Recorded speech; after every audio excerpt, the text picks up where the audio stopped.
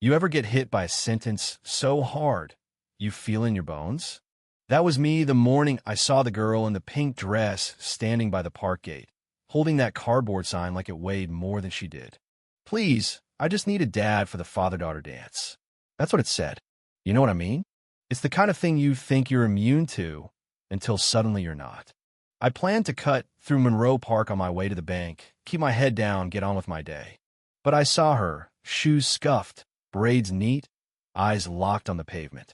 Nobody was stopping, just a river of people brushing past. I felt this sharp ache like an old wound split open, so I stepped off the path.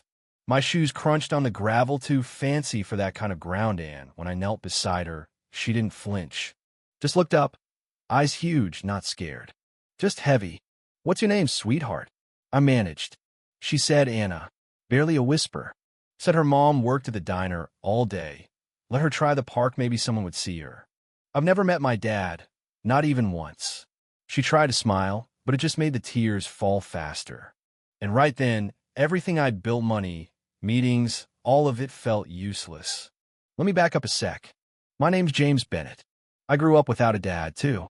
We bounced from shelter to shelter, me holding my mom's hand, always wondering why he never came. I hid that pain for decades, buried it under ambition and bravado. But in that moment, kneeling next to Anna, I felt it raw, like I was 8 years old again. She looked at Miral, I looked and asked, "You okay, mister?" I choked up. "No, I'm not. But maybe we don't have to be alone." Before I knew it, I was hugging her. Light as air, shaking, but she held on like she needed it as bad as I did.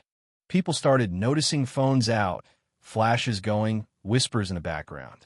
"Is that James Bennett?" Some called it a PR stunt. I didn't hear them. For the first time in years, I wasn't performing. I was just there. Anna sniffled. "You really mean it? You'll go to the dance with me?" I pulled back, tears in my eyes.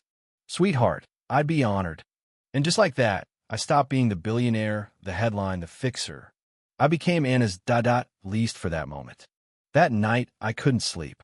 Sat in my hotel suite staring at a faded picture of my own daughter Ava, 6 years old, tutu and tiara, gone before I could keep a promise.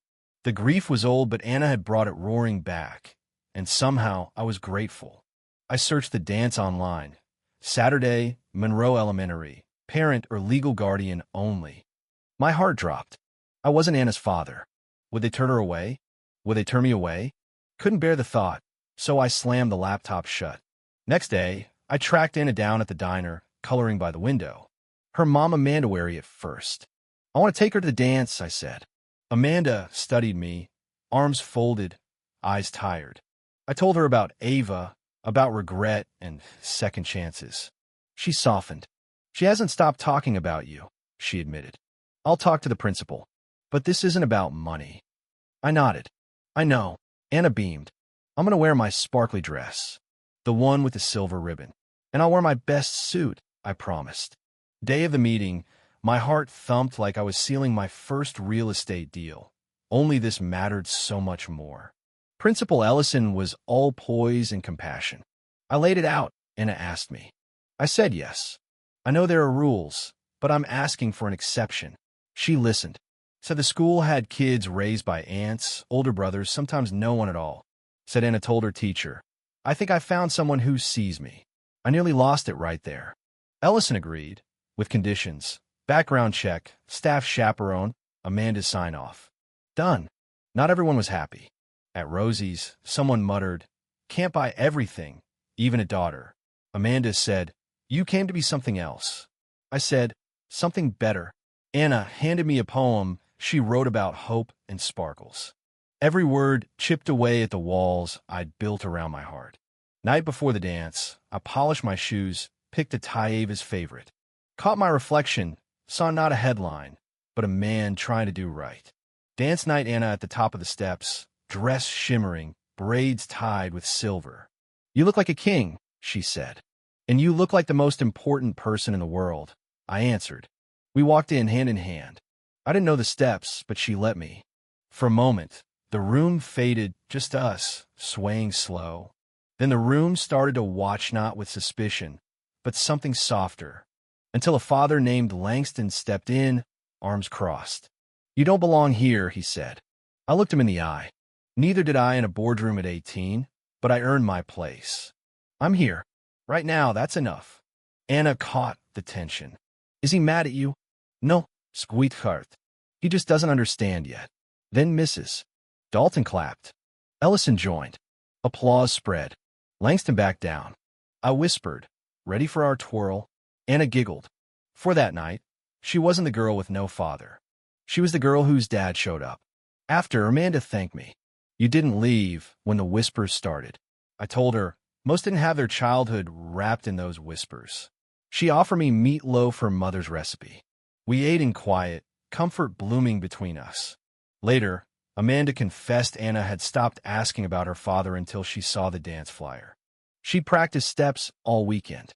Didn't expect anyone to show up, but I did. "Why?" she asked. "Because no one should stand on a corner asking for a father. Not in a world full of men who should know better." Amanda nodded. "You know, I don't have a lot of trust left." I told her I'd earned my scars, too. But now I want to show up. Maybe just for her, maybe more. Amanda gave me her mother's silver pendant and said it reminded her who she was fighting for. I wore it like armor. The story went viral of course photos, headlines, doubts. My foundation board called, worried about optics. For the first time, I didn't care. I called Amanda, told her I was thinking about staying. Not just for Anna, maybe for more. Spring rolled in, slow and steady. The father-daughter dance became an annual event. Anna and I ran the decorations. The Anna Grace Project took off. Mentorship, scholarships, real change. People whispered, but Anna never flinched. She led story hours, organized fundraisers, wore her tiara proudly. She'd gone from waiting for a dad to showing others how to belong. When a fire struck the library, we rebuilt together. When the adoption papers went through, we toasted with apple cider, tears and laughter tangled. At the courthouse, Judge Reynolds asked Anna how she felt. "Like I'm finally where I belong," she said. "I've never been prouder." A year later, we ran the dance for kids without dads. Anna led. I watched her guide a lonely boy onto the floor, just like I had with her. She taught me more about courage than any boardroom ever did. At festivals, at meetings, at bedtime with dragon stories and poems, our family grew real, loud, beautifully imperfect. You know, it's easy to say family's about blood, but it's not. It's about showing up again and again, forgiving, growing, letting yourself be chosen. Anna reminded me that sometimes all it takes is one person willing to kneel in the dirt and say yes. Yeah, that happened. So tell Mato, you think one act of kindness can change a life? Can you show up for someone, even when the world doubts your reasons? Let me know what you believe in the comments. Does community mean forgiveness, or do old wounds matter more? Share your story. And if you felt this, maybe hit subscribe, because the next chapter is always just one dance away.